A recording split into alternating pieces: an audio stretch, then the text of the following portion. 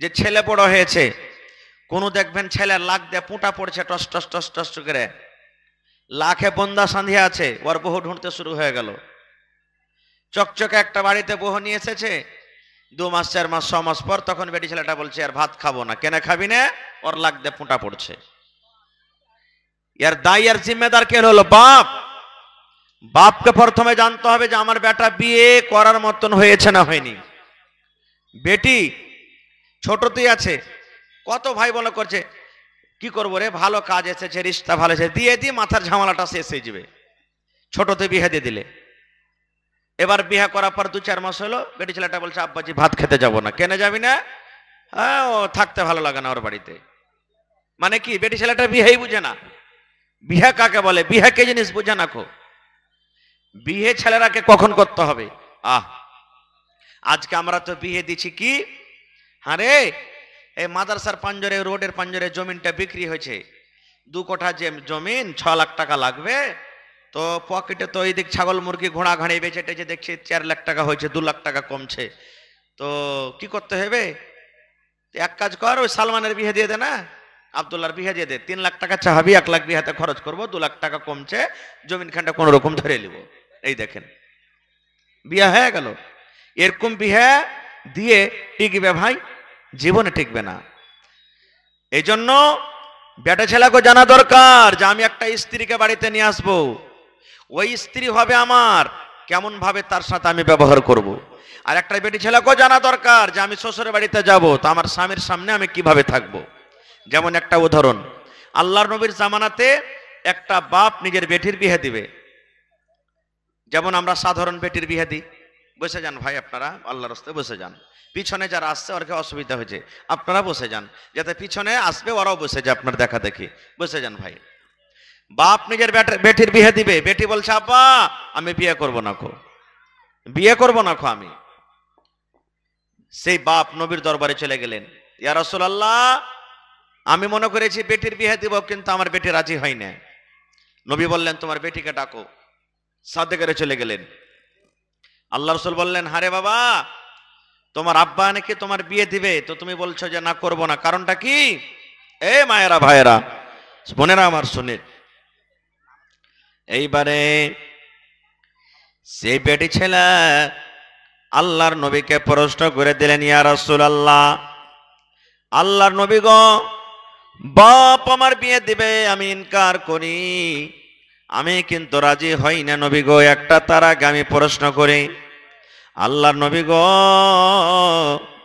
ধরেন আমার বিয়ে হয়ে গেল, আমি শ্বশুরের বাড়িতে চলে গেলাম, শ্বশুরের বাড়িতে যাওয়ার পর যে আমার স্বামী হবে, আমি যার বিবি হব, ওই আমার স্বামীর আমার পরে কতটুকু হক রয়েছে গো নবীজি, আমি এটা জানি না।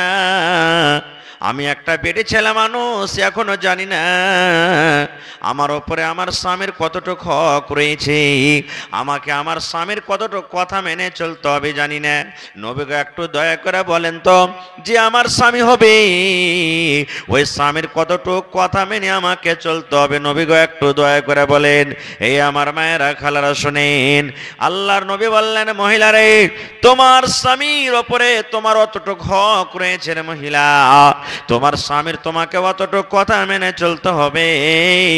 যদি তোমার স্বামীর শরীরে ফোট হয়ে যায়, ঘা হয়ে যায়, তোমার স্বামীর শরীরে হাতে পায়ে গায়ে ফোট হয়ে যায়, ফোট পেকে গেছে, রক্ত বইছে, খুন চইছে, এই মতো অবস্থায় তোমার স্বামী যদি তোমাকে বলে বিবি রে এই আমার ঘাটা তুমি মুছিয়ে দাও রে বিবি, এই তুমি আমার ফোটটা পেকে গেছে তুমি সাফ করে দাও, কি দিয়ে তোমাকে সাফ করতে হবে? নবী বললেন মহিলা রে, তোমার স্বামী যদি তোমাকে বলে তোমাকে কাপড় দিয়ে সাফ করতে হবে না, তোমাকে তুলা দিয়ে সাফ করতে হবে না, তোমাকে পানি দিয়ে সাফ করতে হবে না, আল্লাহ রাব্বুল আলামিন তোমাকে জিহ্বা দান করেছি, এই জিহ্বা দিয়ে তুমি চেটে চেটে চেটে চেটে সাফ করে দাও। দয়ার নবী বলেছেন মহিলা তুমি ইনকার করতে পাবে না, পাবে না, পাবে না, তোমাকে জিহ্বা দিয়ে চেটে চেটে সাফ করতে হবে, এতখানি তোমার উপরে তোমার স্বামীর হক। নারে তাকবীর!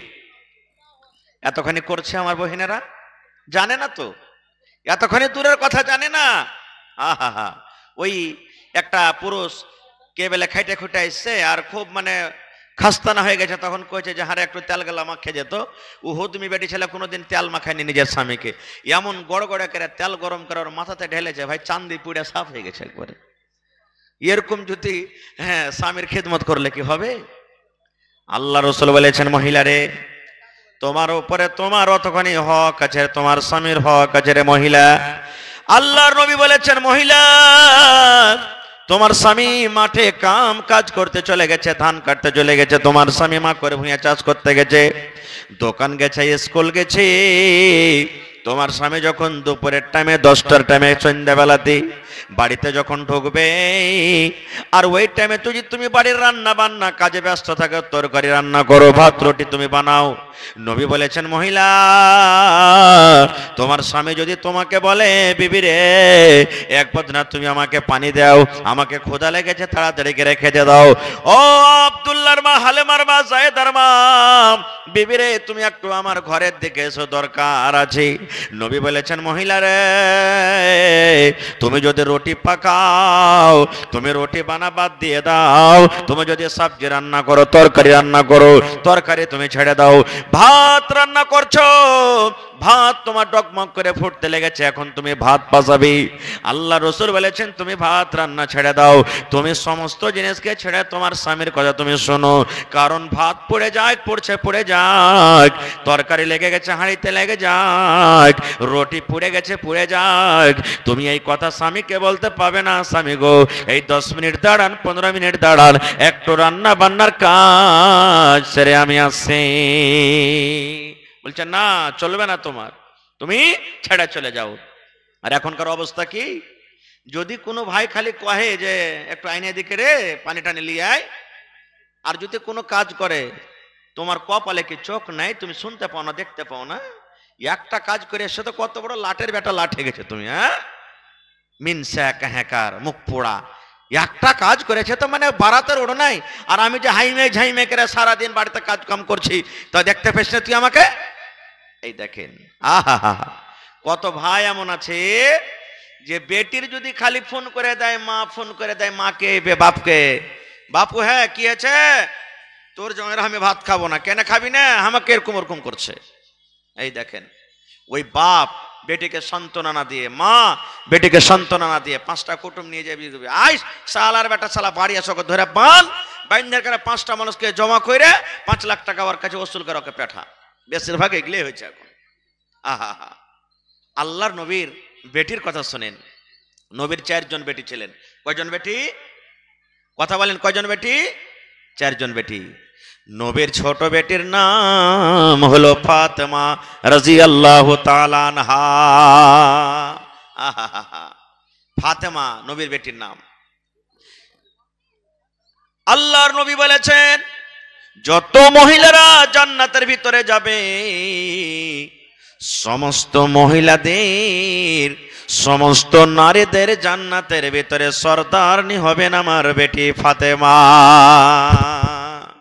আহা, এক তো নবীর বেটি হলেন ফাতেমা, কত বড় কথা। আজ যদি কোনো এমপির বেটা বেটি হয়ে যায় তার মান শানে থাকা যায় না নাকি? মুখিয়ার বেটা বেটি হয়ে যায়, আমি মুখিয়ার বেটা, মুখিয়ার স্ত্রী মুখিয়ার বেটি, মান সমেত থাকা যায় না। ওরে আল্লাহ, গোটা পৃথিবীর নবীর বেটি ফাতেমা, নবীর বেটি হলেন ফাতেমা, শুধু তা নয়, ওরে সুবহানাল্লাহ 10 জন সাহাবী নাম লিয়েছেন জান্নাতের ভিতরে যাবে রে, জান্নাতের ভিতরে যাবে, জান্নাতের ভিতরে যাবে। ওই 10 জনের নাম মধ্যে একজন সাহাবীর নাম হলো হযরত আবু তালিব, হযরত আলী রাদিয়াল্লাহু তাআলা আনহু। ওই আলী রাদিয়াল্লাহু তাআলা আনহু হলেন বিবি। শুধু তা নয়, ওরে আল্লাহ, আমার নবী বলেছেন যত যুবকেরা জান্নাতের ভিতরে যাবে রে, যত যুবক নওজওয়ান জান্নাতে যাবে, সমস্ত নওজওয়ানের জান্নাতের ভিতরে সরদার হবে আমার নাতি হাসান হোসেন। তাইলে নবীর বেটি শেরে খোদা আলী, তার স্ত্রী হাসান হোসেনের মা, আর ফাতেমাটাকে যত মহিলারা জান্নাতে যাবে সমস্ত মহিলাদের কি হবে? সরদারনি হবে। এই ফাতেমার যখন বিয়ে হইল কার সাথে? হযরত আলী রাদিয়াল্লাহু তাআলা আনহুর সাথে। বাড়িতে আছেন। আহা, এ ভাই খুব দামি কথা দিয়েছি ভাই, বুখারী শরীফের হাদিস। বেটি কাজ কাম করছে, মুখ ফোলাইতে হবে না। নবীর থেকে কি আমরা বড় হইতে পারবো? জোরে বলেন, হইতে পারবো? পারবো না। নবীর বেটির থেকে কি আমাদের বেটি বড় হবে? আমাদের বেটি জান্নাতে যাবে কি যাবে না আল্লাহ জানে। আর নবী বলেছেন জান্নাতের যত মহিলা হবে সব থেকে সর্দার নিয়ে আমার বেটি ফাতেমা হবে। ওরে সময় জান্নাতে যাবি, কিন্তু সমস্ত জান্নাতি বেটি ছেলের সর্দার নিয়ে হবে। কত বড় খুশির কথা। বিয়া হলো ফাতেমা রাদিয়াল্লাহু তাআলা আনহা।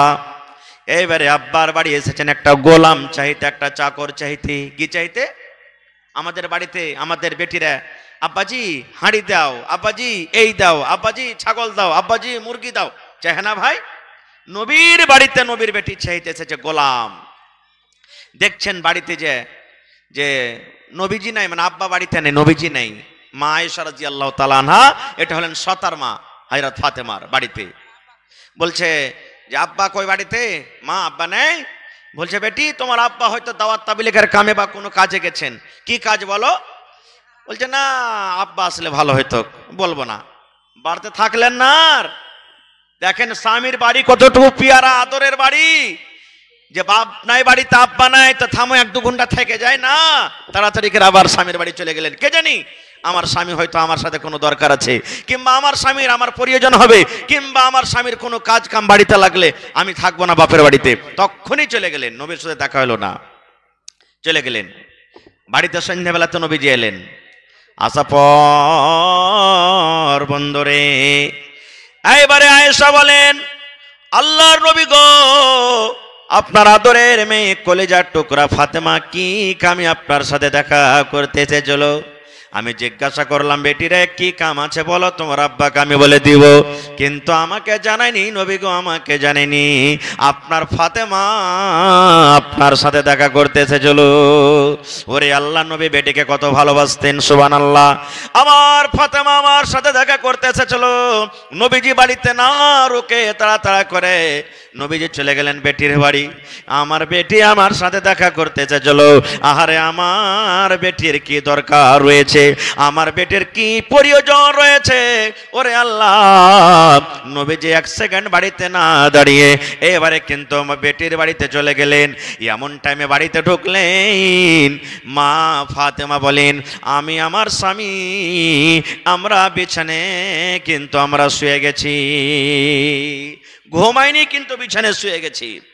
আমার আব্বা জান মানে নবীজি এলেন, ফাতেমা বাড়িতে আছো বেটি? জি আছে। জামাই বাবু কই? না তো শুইতে গেছে। আল্লাহ রাসূল বললেন বেটি রে, তোমরা যেমন ভাবে শুয়ে আছো রে মা, তোমরা অমনি ভাবে তোমরা বিছানায় শুতে থাকো। ও ফাতেমা আলী, তোমরা বিছানায় শুয়ে থাকো, তোমরা উঠে যেও না। নবীজি ঘরের ভিতরে চলে গেলেন। মা ফাতেমা বলেন ওরে সুবহানাল্লাহ, আমি বিছানার এক সাইডে, আমার স্বামী আলী বিছানার এক সাইডে, আমরা দুইজন শুয়ে আছি। আর আমার দয়ার নবী আব্বা জান আমাদের দুইজনের মধ্যখানে বসে গেলেন। এই জামানাতে যদি খালি শ্বশুরের সাথে জামাই বসে খায়, শ্বশুর করে গাইবে আর জামাই করে গাইবে, এই শালারকে হুঁশ নাইবে, বুদ্ধি কখন হইবে শ্বশুরের সাথে বসে বসে খাইছে। এখনকার তো আল্লাহর রহমতে সব হায়া শরম হইতে গেছে, কারণ জামাই শ্বশুরের কাছ থেকে বিড়ি চেয়ে খাইছে আর শ্বশুর জামাইয়ের কাছ থেকে বিড়ি চেয়ে খাইছে। হ্যাঁ খাই না ভাই, দেখবেন খাইনি খাওয়ার মন হবে তখন কইবে বাবজি ব্রেন টনিক নাই, মানে খাইনি ব্রেন টনিক, ওইটা হলো দিয়ে দিলে ওকে। জামাইয়ের খাওয়া হবে, আব্বাজি কি হয়েছে রে বাবজি, একটা বিড়ি টিড়ি গেলা দেওয়া না থাকে তো শুরু করে দিলে। এখন হায়া শরম শেষ হয়ে গেছে সব। এক জামানা ছিল যে মানে খাওয়া দূরের কথা, খাওয়া দূরের কথা, এই যে বসে আছেন যারা বুড়া পুরানা মানুষ জিজ্ঞাসা করেন শ্বশুরের সাথে ভালো করে গল্প ঘন্টা পর্যন্ত করছিল না, এরকম জামানা গেছে। খায়ের যা হোক, এবার নবীজি বলছেন ফাতেমা আমার সাথে তুমি দেখা করতে গেছিলে রে মা? বলছে জি আব্বা গেছিলাম। আল্লাহর নবী বললেন বেটি রে কি তোমার দরকার রয়েছে রে মা? তুমি কেন আমার সাথে দেখা করতে গেছিলে? তোমার মাকে কেন তুমি বলনি? বলছে আব্বাজি আমার একটা কাজ ছিল, এই জন্য আমি গেছিলাম। বলছে কি কাজ? বলছে আব্বা গো আমি শুনেছি আপনার কাছে নাকি গোলাম এসেছি, নৌকার চাকর আছি, লড়াই করে যুদ্ধ করে গোলাম পেয়েছেন। ওই গোলাম যদি আপনি আমাকে দিয়ে দেন, আমার বাড়িতে গোলামটা কাজ করবে, আমি আরাম পাবো, এই জন্য আমি আপনার কাছে গেছিলাম। এবার ফাতেমা বলছেন আব্বা গোলামের জন্য গেছিলাম। নবী বললেন বেটি রে তুমি গোলাম কি করিবে? এবারে ফাতেমা নিজের হাতখানা এরকম ভাবে দেখায়, আব্বা গো আপনার নয়নের তারা কলেজার টুকরা যাকে আপনি মা মা মা মা বলে ডাকেন, এই দেখেন আপনার কলেজার টুকরা ফাতেমার হাত দোকান আপনি দেখলেন। ওরে আল্লাহ দয়ার নবী দেখছেন আমার বেটি ফাতেমার হাতে ফোঁচা পড়ে গেছে। ওরে আল্লাহ হাতটা লোহলাহান হয়ে আছে, এই যে হাতে ফোঁচা পড়ে গেছে, ফোঁচা গলে গেছে। আল্লাহ রসুল বললেন বেটি রে তোমার হাতে কিসের ফোঁচা রে মা? তোমার চামড়া গলা জড়ো জড়ো হয়েছে, হাতে ফোঁচা এসে গেছে, কারণটা কি? বলছেন আব্বা গো আপনার জামাইয়ের বাড়িতে কাম করে করে ইন্দারা থেকে পানি তুলে তুলে জাঁতা চালিয়ে চালিয়ে চাক্কি চালিয়ে চালিয়ে এই আমার হাতে ফোঁচা পড়ে গেছে। আহা নবীর বেটি ফাতেমা দেখেন স্বামীর বাড়িতে জাঁতা ঘুরিয়ে ঘুরিয়ে ইন্দারা থেকে পানি তুলে তুলে হাতে ফোঁচা পড়ে গেছে। এই জামানার মানুষ যদি আমরা হইতাম তো কি হইতাম? কি বলতাম? যে বেটি রে সবর না দিয়ে তাকে ধৈর্যের কথা না বলে যে কোন রকম থাক স্বামীর